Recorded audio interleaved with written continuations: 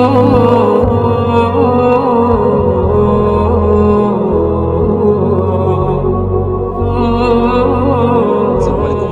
3টা মিনিট সময় প্রচার করেন আপনার লাইফ থেকে, শুধুমাত্র এইটুকু নলেজের কারণে একটা মানুষ হার্ট অ্যাটাক করলে আপনি তাকে প্রাণে বাঁচানোর একটা উসিলা হইতে কি ওষুধ খাওয়াবেন এবং ওষুধটা কিভাবে খাওয়াবেন যেটা আপনাকে জানতেই হবে। 4টা ট্যাবলেট একসাথে খাওয়াই দিবেন এবং ওষুধটা কিভাবে খাওয়াবেন চলুন আমরা শুরু করি।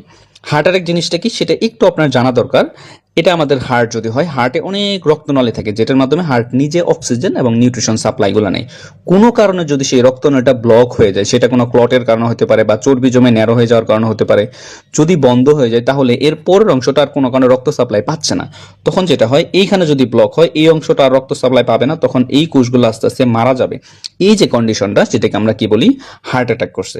এখন আপনি কিভাবে বুঝবেন যে একটা মানুষ হার্ট অ্যাটাক করছে কিনা? বাইরে থেকে তো আপনি আর দেখতে পাচ্ছেন না হার্টের কন্ডিশনটা কি। এখন রোগীটা বলবে যে আমার বুকের মাঝখানে ব্যথা করতেছে এবং ব্যথাটা এমন যে আপনি শুয়ে আছেন, আপনার বুকের উপর যদি একটা বড় পাথর বা অনেক চাপ দিয়ে ধরি যেরকম কষ্ট হবে, মনে হবে সেই রকম দম বন্ধ হয়ে আসতেছে, খুব কষ্ট হচ্ছে, ওই রকম ব্যথা হবে। এবং ব্যথাটা আস্তে আস্তে আপনার বাম হাতের এদিকে আস্তে আস্তে ছড়াইতে থাকবে এবং কাঁধের দিকে এবং গলার দিকে এবং চোয়ালের দিকে আস্তে আস্তে ব্যথাটা ছড়াবে। এমনকি কিছু কিছু ক্ষেত্রে ব্যথাটা আপনার পিঠের দিকেও ছড়াইতে পারে। এই কন্ডিশনগুলোর পাশাপাশি রোগীর প্রচন্ড পরিমাণে শ্বাসকষ্ট হতে পারে, অতিরিক্ত ঘেমে যেতে পারে এবং বমি হইতে পারে।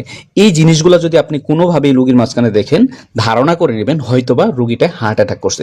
তখন আপনাকে কিছু জিনিস চিন্তা করতে হবে, আমি কিভাবে ট্রিটমেন্ট করব। তার আগে একটু বলে রাখি, এই হার্ট অ্যাটাকের ঝুঁকিতে কারা আছে? যারা অতিরিক্ত পরিমাণে ধূমপান করেন, যাদের রক্তচাপ নিয়ন্ত্রণে নাই এবং যারা অতিরিক্ত ওজন, এবং কিছু কিছু ক্ষেত্রে যাদের পারিবারিক হিস্ট্রি থাকে, যাদের বাবা অথবা মা অথবা দাদা তাদের হার্ট অ্যাটাকের হিস্ট্রি আছে, তারা খুবই খুবই রিস্কে থাকে।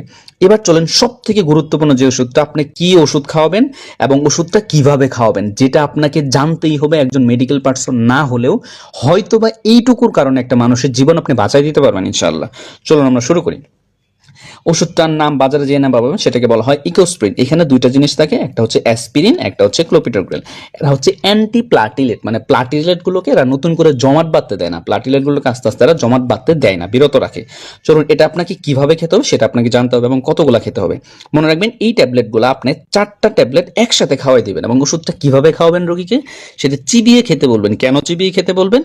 এতে করে তাড়াতাড়ি অ্যাবজর্পশন হবে, তাড়াতাড়ি অ্যাবজর্পশন হলে তাড়াতাড়ি কাজ করা শুরু করবে। সেই জন্য আপনাকে অ্যাসপিরিন এবং টোপিটোগুলোর যে কম্বিনেশনের যে ইকোস্প্রিন ট্যাবলেটটা আছে সেটা 4টা একবারে যদি খাওয়াই দেন, হয়তোবা রোগীতে বড় ধরনের কোনো ক্ষতি থেকে রক্ষা পেয়ে যাবে ইনশাআল্লাহ। এবং ইমিডিয়েটলি তাকে যত দ্রুত সম্ভব হাসপাতালে নিয়ে যেতে হবে। পরবর্তী স্টেপগুলো ম্যানেজমেন্ট ডাক্তারই করবে। আপনার কাজ হচ্ছে শুধুমাত্র ওই লক্ষণগুলো দেখে বোঝা যে হ্যাঁ এই লক্ষণগুলো মানে হার্ট অ্যাটাকের লক্ষণ হতে পারে, এবং তার কাছ থেকে ছোট্ট একটা হিস্ট্রি নিতে পারেন, তার পারিবারিক ইতিহাস আছে কিনা বা সিগারেট খায় কিনা, বা ওই লক্ষণগুলো দেখার সাথে সাথে আপনি যদি ওষুধটা খাইয়ে দেন, হয়তোবা সে বড় ধরনের ক্ষতির হাত থেকে রক্ষা পেয়ে যাবে এবং তাড়াতাড়ি তাকে হাসপাতালে নিয়ে যাবেন। তবে যারা প্রতিরোধ করতে চান, আগে থেকেই প্রিভেনশন করতে চান, তাদেরকে কিছু জিনিস মেইনটেইন করা দরকার। প্রত্যেক দিন অন্তত আপনার 30 মিনিট হাঁটাহাঁটি করা উচিত, স্বাস্থ্যকর খাবার খাওয়া উচিত এবং অতিরিক্ত তেল জাতীয় খাবার, চর্বি জাতীয় খাবার অবশ্যই আপনাকে অ্যাভয়েড করা উচিত। এবং যারা ধূমপান করেন, কোনো কথা নাই, ধূমপান পরিহার করতে হবে।